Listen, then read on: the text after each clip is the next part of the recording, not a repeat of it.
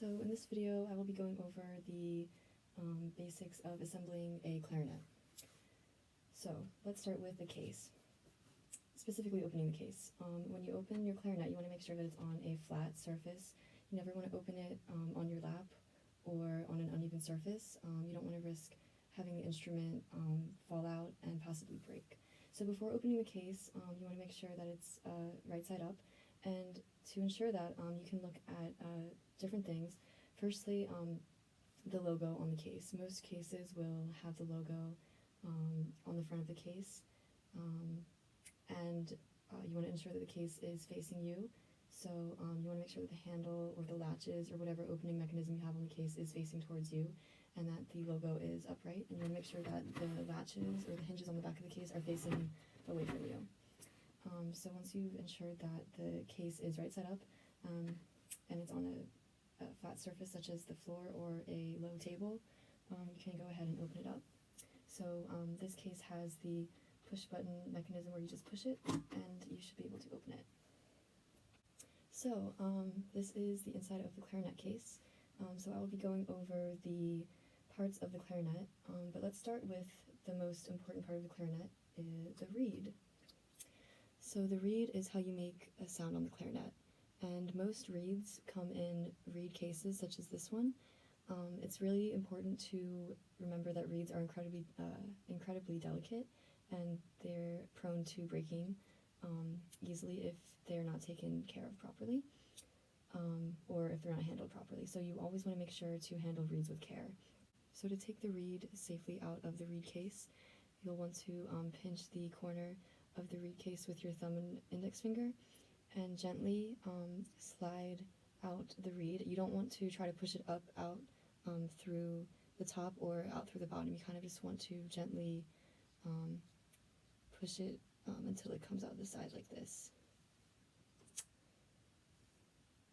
So one of the things you will notice about most reeds is that they have a flat side and a round side.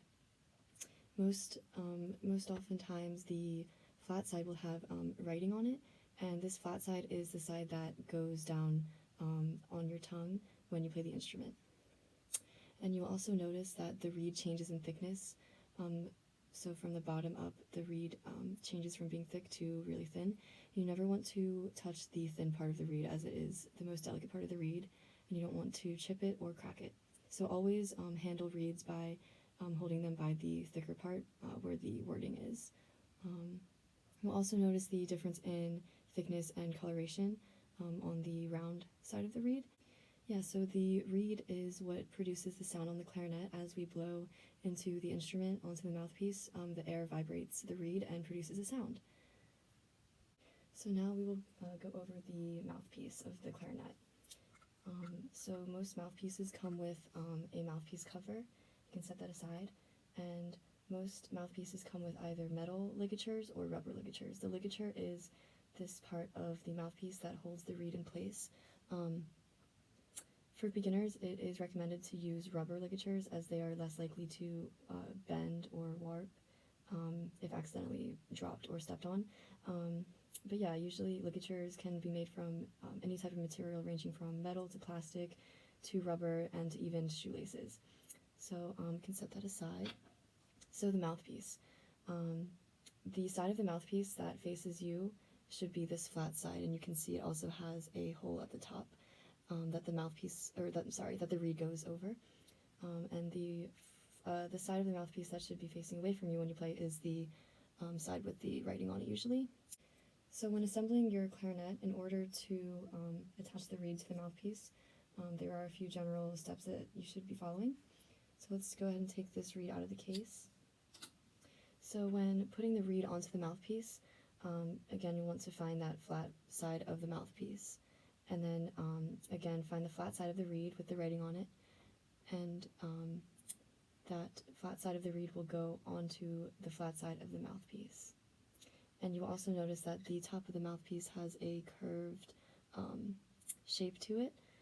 And when lining up the reed, you want to make sure that there's a good distance between the reed and the mouthpiece. So, for example, you don't want there to be, a ton of space between the top of the mouthpiece and the top of the reed, but you also don't want there to be too much space where, you can see the reed over the mouthpiece. So you kind of want to find that good balance by just lining up, making sure that it's nice and aligned.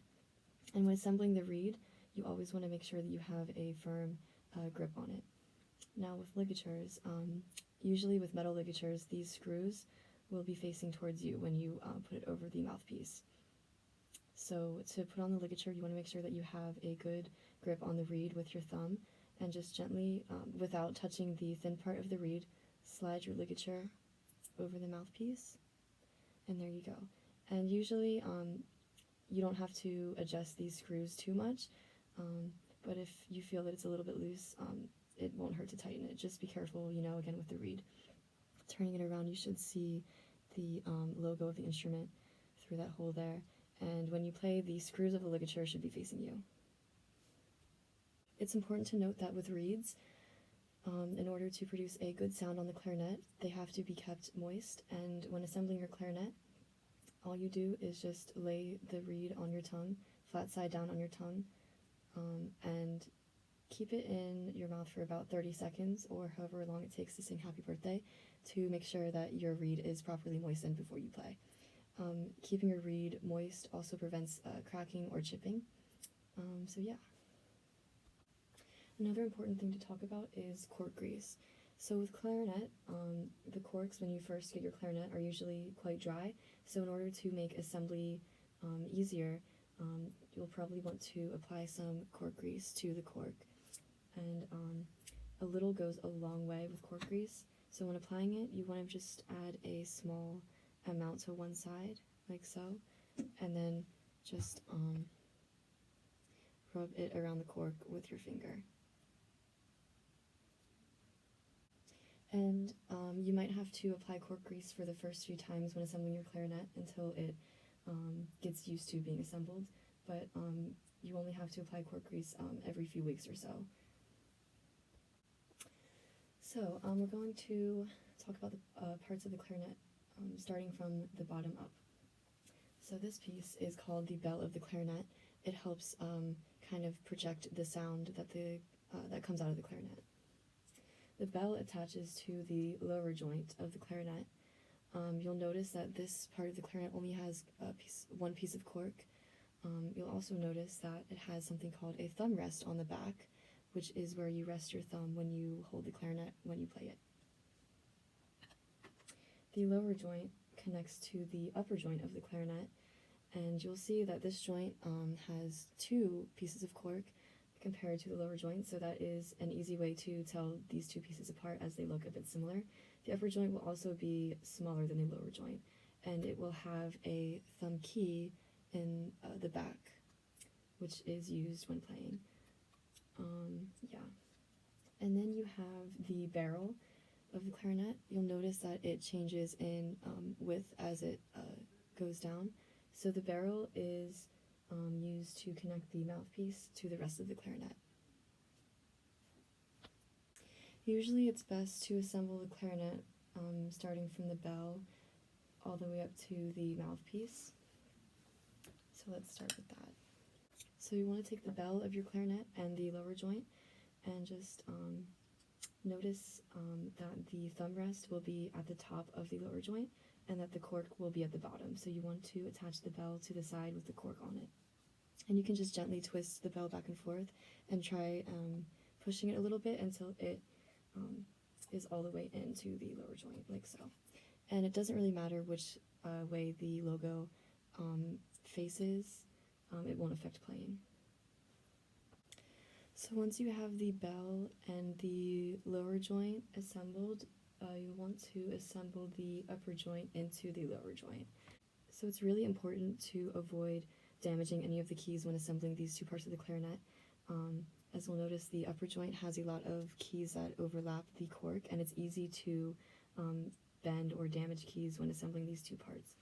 So a trick is to align this little flat key near the cork with this little square metal piece in the lower joint. And it's also important to align the thumb key and the thumb rest. So again, with gentle twisting and pushing motion, you'll just want to gently push the upper joint into the lower joint. Careful not to turn too quickly or too far to avoid damaging the keys. So now it's time to assemble the barrel. So the wider end of the barrel will go onto the upper joint. And again, you just want to put that on there using gentle twisting and pushing motions. And now it's time to assemble the mouthpiece.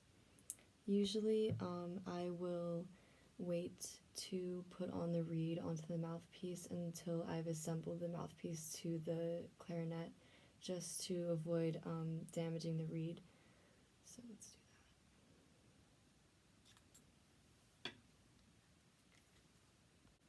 So while you are getting ready to put the mouthpiece onto the rest of the clarinet, it's a good time to moisten your reed.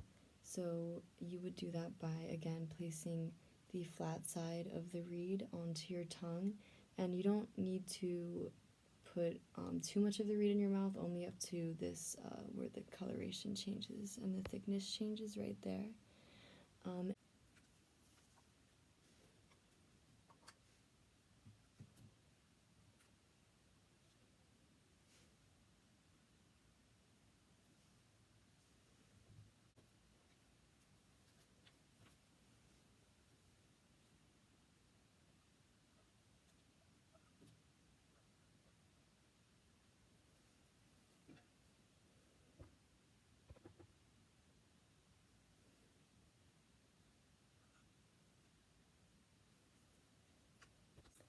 So now we will go over taking apart your clarinet after you have assembled it.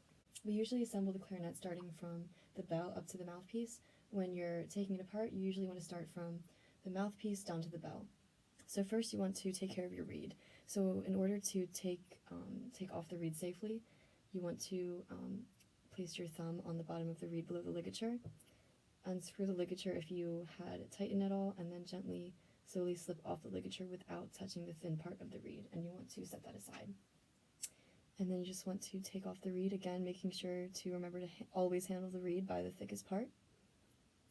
And then you want to take your reed case and then kind of separate that part at the, and then you want to take your reed case and then separate that part at the bottom there with your thumb, and then gently slide the thick part in, and then gently slide the thinner part in the top of the reed case, and then you should have it safely in the case.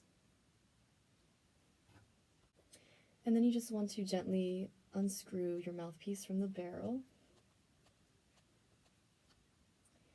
and then place the ligature over the mouthpiece, and then place the mouthpiece cover over the mouthpiece, and then lay that in the case with the ligature facing up.